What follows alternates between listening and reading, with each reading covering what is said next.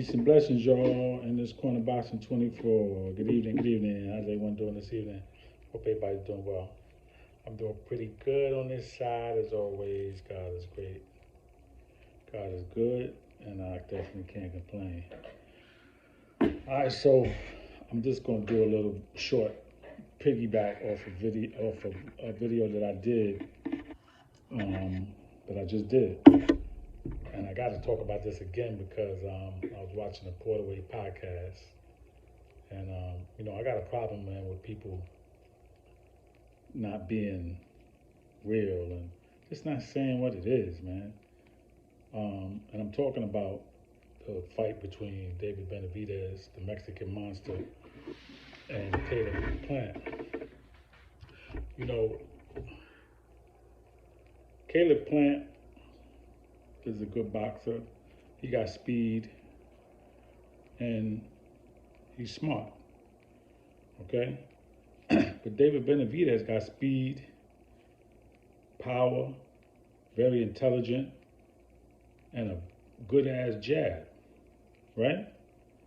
So when we talk about this matchup and we try to say, well, how's, like they on the podcast talking about how is David Benavidez going to deal with the speed and the movement of Caleb Plant?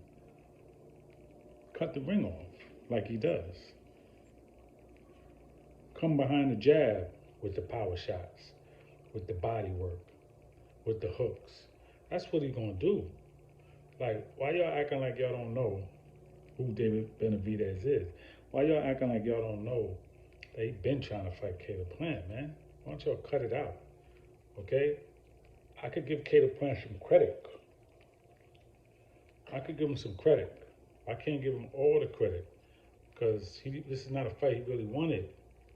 I don't care about this title eliminator with Anthony Dirrell, because fighting Anthony Dirrell for a title eliminator means what? He's not the same fighter that fought David Benavidez in 2019. So at the end of the day, you still had no choice. You still wanted a ring that was 22 by 22. You still wanted your choice of the corner and the coming out last or first or the gloves. Like, you still wanted things that, because you really wanted, it was like you wanted them to say no.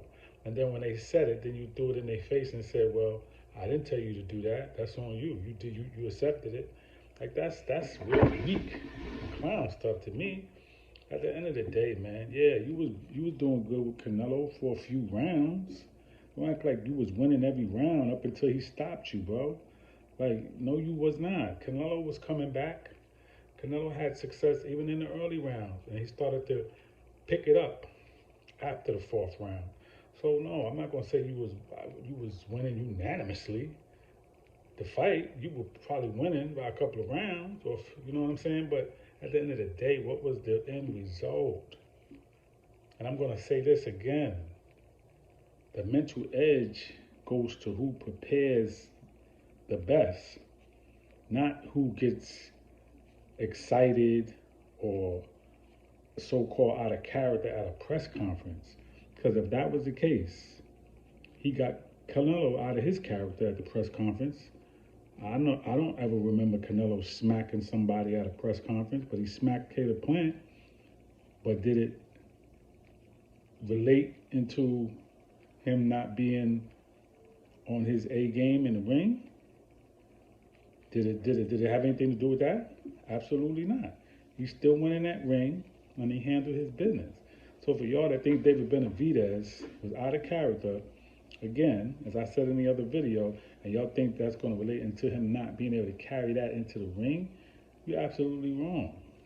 He's very composed and he knows what he's doing. And I'm telling you, the only shot that Caleb Plant really has, he can't outbox David Benavidez, because David Benavidez is a good boxer with good speed and a jab. So how's he going to stand? So he's going to box, he's going to move, but he's going to be getting caught. And David Benavidez can box too. So now, to me, he has to hurt David Benavidez and stop him, and that's highly unlikely. It's not impossible, but it's highly unlikely without him getting hurt first, or him getting hurt subsequently, and him succumbing to it. So I'm just saying, we could like Caleb Plant. and that's cool. We're not going to always like the same person. I don't like his character. I'm not trying to talk negative about him, but I just feel like he's a troublemaker and he's an instigator and a manipulator. And that's just what it is. Okay? David Benavidez, he wasn't on my pound for pound list or I'm not gonna say pound for pound, he's definitely a pound for pound fighter, but he wasn't on my favorite list, like as far as one of my best fighters.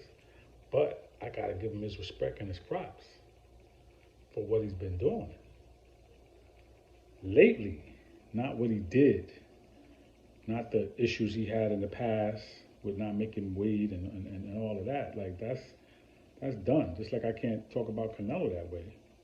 Because if Canelo did cheat, he didn't cheat in these last few fights, and he won, besides the Bivol fight that he stepped up and wait for. So I'm just saying, the fight is coming up very soon, next month. Actually, we're in February, and that fight is inching closer and closer. We got about 6 weeks for that fight. It's coming up, so we're gonna see what's gonna happen. 6, 7 weeks for that fight. All right, and I can't wait. And I could be wrong, but I really think that Caleb Plant has to stop David Benavidez to win. That's my feeling, to win that fight. I don't think he's going to win on points, because David's going to be catching him, and he's going to walk him down, and he's going to have a problem. All right, so that's all I really got, y'all. Peace and blessings in this corner, Boxing 24. Please subscribe to the page. Please leave your comments. Everybody be safe and enjoy the rest of your evening. Peace.